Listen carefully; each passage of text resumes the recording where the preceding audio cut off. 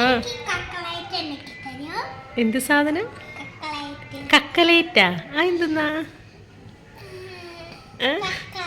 Cutlet ആണോ? Cutlet വേണോ? ഉണ്ടാക്കി തരാട്ടോ. Hello friends, welcome back to our YouTube channel A for Ardra.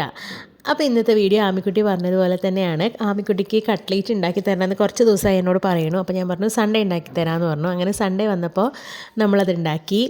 അപ്പോൾ നമുക്കത് എങ്ങനെ ഉണ്ടാക്കണമെന്ന് നോക്കിയാലോ. അതിനായിട്ട് ഇഞ്ചി, വെളുത്തുള്ളി, പച്ചമുളക് എല്ലാം നമുക്ക് ചെറുതായിട്ട് അരിഞ്ഞെടുക്കണം. അത് കഴിഞ്ഞ് കുറച്ച് കറിവേപ്പില, പിന്നെ ഞാനിവിടെ എടുത്തേക്കുന്നത് ബോൺലെസ് ചിക്കനാണ്, അത് വേവിച്ച് വെച്ചിട്ടുണ്ട്. പിന്നെ കുറച്ച് ഉരുളക്കിഴങ്ങ്, ഇത്തിരി ബ്രെഡ് ക്രംസ്, പിന്നെ എഗ്ഗ്.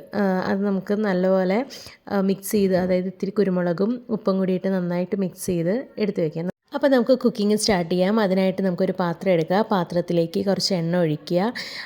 എണ്ണ ചൂടായി വരുമ്പോൾ നമുക്ക് ഇഞ്ചി, വെളുത്തുള്ളി, പച്ചമുളക് എല്ലാം അരിഞ്ഞു വെച്ചത് ഇട്ട് കൊടുക്കാം. അതൊന്ന് വഴറ്റി ഒന്ന് കളറൊക്കെ മാറി വരുമ്പോഴേക്കും കുറച്ച് കറിവേപ്പില ഇട്ട് കൊടുക്കാം.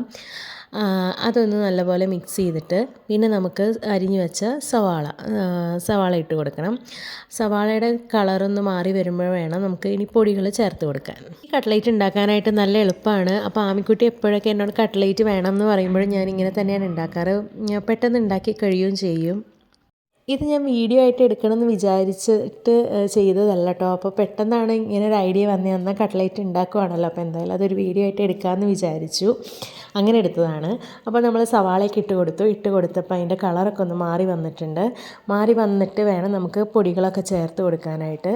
അപ്പോൾ അത് ഞാനിപ്പോൾ മഞ്ഞൾപ്പൊടി ചേർത്ത് കൊടുത്തു. പിന്നെ കുറച്ച് മുളക് പൊടി, ആമിക്കുട്ടിക്ക് കൊടുക്കണതുകൊണ്ട് തന്നെ ഞാൻ ഇത്തിരി എരിവേ ചേർക്കുന്നുള്ളൂ. അപ്പോൾ കുറച്ച് മുളക് പൊടിയേ ചേർത്തുള്ളൂ.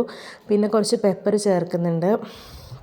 പിന്നെ ഇത്തിരി പെരിഞ്ജീരകം. ഞാൻ മിക്ക മസാലക്കറികൾ ഉണ്ടാക്കുമ്പോഴോ അല്ലെങ്കിൽ എന്തെങ്കിലും ഒരു മസാല മിക്സ് ഉണ്ടാക്കുമ്പോഴും ഞാൻ കുറച്ച് പെരിഞ്ജീരകപ്പൊടി ചേർക്കും, കുറച്ച് ടേസ്റ്റ് നിൽക്കാൻ വേണ്ടിയിട്ട്.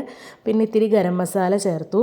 അപ്പോൾ ഇതെല്ലാം ചേർത്തിട്ട് നന്നായിട്ട് മിക്സ് ചെയ്ത് കൊടുക്കുക.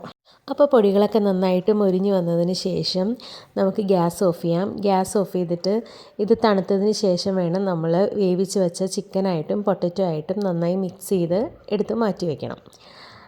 പിന്നെ ഞാനിതിൽ ഉപ്പ് ചേർക്കാൻ മറന്നു പോയിട്ടുണ്ട്. അപ്പോൾ അവസാനമാണ് ഞാൻ ചേർക്കണേ. അപ്പോൾ എല്ലാവരും ഉപ്പും കൂടി ഇതിൽ ചേർക്കണം.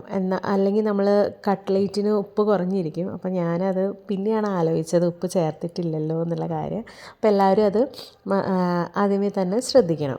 അങ്ങനെ നമ്മുടെ മിക്സ് റെഡിയായി വന്നിട്ടുണ്ട്. എന്നിട്ട് ഈ മിക്സ് നമുക്ക് കട്ട്ലേറ്റിൻ്റെ ഷേപ്പിൽ പരത്തിയെടുക്കാം. എന്നിട്ട് നമ്മൾ എഗ്ഗ് മിക്സ് ചെയ്ത് വെച്ചിട്ടുണ്ടല്ലോ, അതിനകത്തൊന്ന് ഡിപ്പ് ചെയ്ത് പിന്നെ നമുക്ക് ബ്രെഡ് ക്രംസ് കൊണ്ട് ഒരു കോട്ടിങ് കൊടുത്തിട്ട് നമുക്ക് ഫ്രൈ ചെയ്യാൻ വെക്കാം. ഈ ഒരു ഷേപ്പിലാണ് എല്ലാം ഞാൻ പരത്തിയെടുത്തത്. എന്നിട്ട് നമുക്ക് ഒരു പാത്രം എടുത്ത് അതിൽ എണ്ണ ചൂടാക്കാൻ വെച്ചിട്ടുണ്ട് ഞാൻ. അപ്പോൾ എല്ലാം നമുക്കിതുപോലെ ഫ്രൈ ചെയ്ത് എടുക്കാം. അപ്പോൾ ഇങ്ങനെയാണ് ഞാൻ കട്ട്ലേറ്റ് ഉണ്ടാക്കാറ്. പെട്ടെന്ന് ഉണ്ടാക്കിയെടുക്കാവുന്ന ഒരു കട്ട്ലേറ്റിൻ്റെ റെസിപ്പിയാണ്. അപ്പോൾ എല്ലാവരും ഈ കട്ട്ലേറ്റിൻ്റെ റെസിപ്പി ഒന്ന് ട്രൈ ചെയ്ത് നോക്കുക. അപ്പോൾ ഇത്രയേ ഉള്ളൂ. അപ്പോൾ എല്ലാവർക്കും ഈ വീഡിയോ ഇഷ്ടപ്പെട്ടു എന്ന് വിചാരിക്കുന്നു. ഇഷ്ടപ്പെട്ട് കഴിഞ്ഞാൽ എല്ലാവരും വീഡിയോ ലൈക്ക് ചെയ്യുക, ഷെയർ ചെയ്യുക, ചാനലൊന്ന് സബ്സ്ക്രൈബ് ചെയ്യുക. അപ്പോൾ നമ്മുടെ കട്ട്ലേറ്റ് എല്ലാം ആയിട്ടുണ്ട്. അപ്പോൾ നമുക്ക് ആമിക്കുട്ടിക്ക് തന്നെ ആദ്യം കട്ട്ലേറ്റ് കൊടുക്കാം. ആമി കട്ട്ലേറ്റ് സോസ് തരാം കേട്ടോ.